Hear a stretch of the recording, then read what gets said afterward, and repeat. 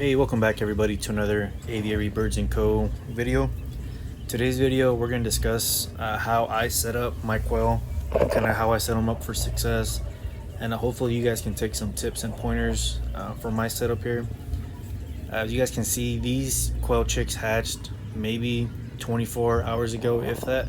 So these guys are very small, they're very fragile. So anything that you guys can do to help them stay alive, I would highly recommend you guys put in that extra effort.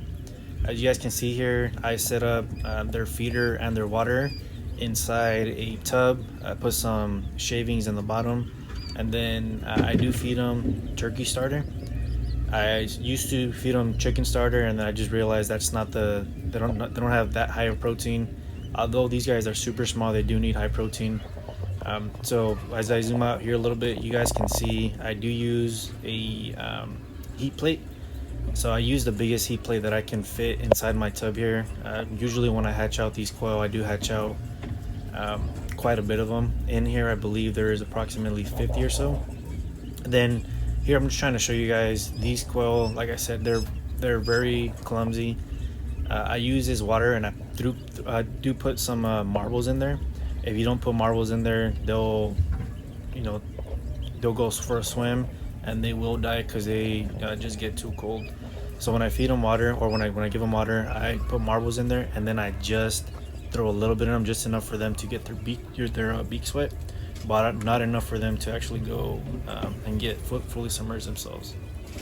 And then when I do feed them, like I said, I throw some in that red container there, and then I do put some on the floor so they can actually find it. And then every once in a while I'll come back and I'll check in on them, because you'll have a couple that won't find that heat plate.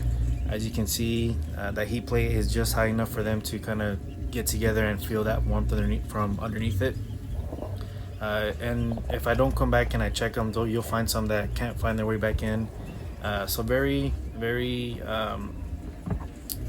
important that you guys check on these guys in the first 3 or 4 days, because that's typically when you'll start losing them. And then I'm kind of just zooming out. It's a regular storage tote. I cut a hole up top just so you can get some air ventilation, and then it's easy for me to check in on them, as you guys can see here from the top. And then, like I said, the first week or so is probably going to be the most crucial for these guys. And these guys grow really fast. If you guys are familiar with quail start laying eggs between 4 and 6 weeks.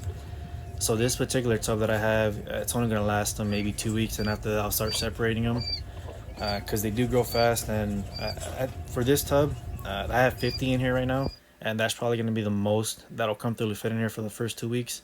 After that, they'll start piling up on each other, and you know how that goes. So thank you guys for watching. If you haven't subscribed, please subscribe and hit that like button. I'll catch you guys on the next one.